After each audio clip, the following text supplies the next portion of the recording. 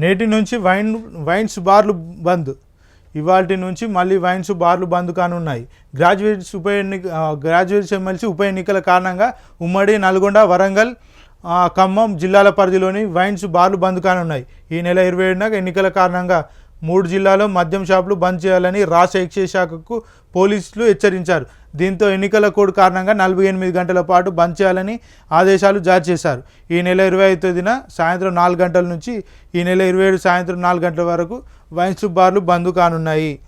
తెలంగాణలో ఎమ్మెల్సీ ఉప ఎన్నికలు ఖమ్మం, వరంగల్, నల్గొండ జిల్లాలు ఉమ్మడి జిల్లాలకు సంబంధించినటువంటి ఎమ్మెల్సీ ఎన్నికలో భాగంగా 25 తేదీ సాయంత్రం 4 గంటల నుంచి 27న సాయంత్రం 4 గంటల వరకు అయితే వైన్స్ బార్లు బంద్ కానున్నట్టు ఇంకొక వార్తను అయితే ఇక్కడ చూడొచ్చు.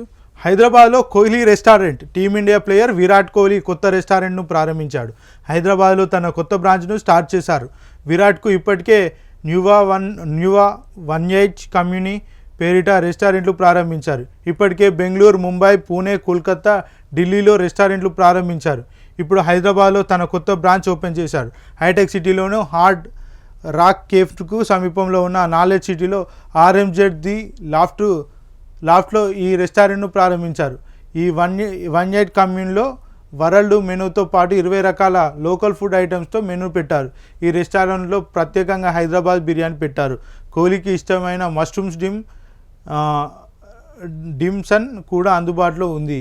ఈ రెస్టారెంట్ ప్రారంభానికి ముందే రాయల్ ఛాలెంజర్స్ బెంగళూరు టీం రెస్టారెంట్లో సందడి చేసింది. దీనికి సంబంధించిన ఫోటోలు సైతం సోషల్ మీడియాలో వైరల్గా మారాయి. రేపుతున్న కిడ్నీ రాకెట్. సూత్రధారి హైదరాబాదీ డాక్టరే. 40 మంది యువకులకు కిడ్నీ ఆపరేషన్. ₹20 ఆశ చూపి 6 లక్షలు ఇస్తూ మోసం. సంచలనం రేపుతున్న కిడ్నీ రాకెట్. సూత్రధారి హైదరాబాదీ డాక్టరే. 40 మంది యువకులకు కిడ్నీ ఆపరేషన్. ₹20 ఆశ చూపి 6 లక్షలు ఇస్తూ మోసం. సంచలన విషయాలు బయటపెట్టిన నిందితుడు. కేరళలో బయటపడ్డ కిడ్నీ రాకెట్ వ్యవహారం దేశవ్యాప్తంగా సంచలనం రేపుతుంది.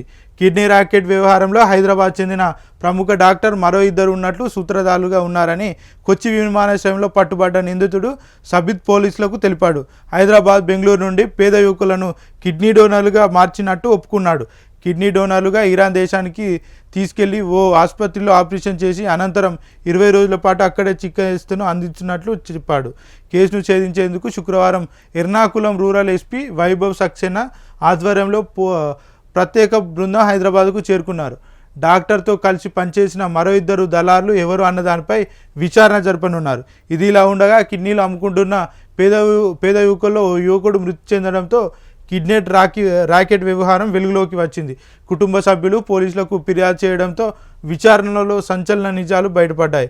దీంతో గత ఆదివారం ముఠాలోని కీలక సభ్యుడు అయిన సుబిత్ను పోలీసులు కొచ్చి విమానాశ్రయంలో అరెస్ట్ చేశారు. శుక్రవారం సుబిత్ను మెజిస్ట్రేట్ ముందు హాజరుపరచగా సంచలన విషయాలు బయటపెట్టాడు. బెంగళూరు, హైదరాబాద్ నుంచి 40 మంది యువకులను ఇరాన్ తీసుకెళ్లి కిడ్నీ ఆపరేషన్ చేసినట్టు చెప్పారు. 2019లో ఈ వ్యక్తికి కిడ్నీ మార్పిడి ద్వారా హైదరాబాద్కు చెందిన డాక్టర్తో పరిచయం ఏర్పడినట్టు తెలిపాడు. కిడ్నీ దానం చేసేందుకు ₹20 లక్షల వరకు ఆశ చూపిస్తామని, ఖర్చులన్నీ చూపించి 6 లక్షలు చేతిలో పెడతామని వెల్లడించారు. సుబిత్ చెప్పిన వివరాలపై ఆధారాలు సేకరించేందుకు పోలీసులు దర్యాప్తు ముమ్మరం చేశారు.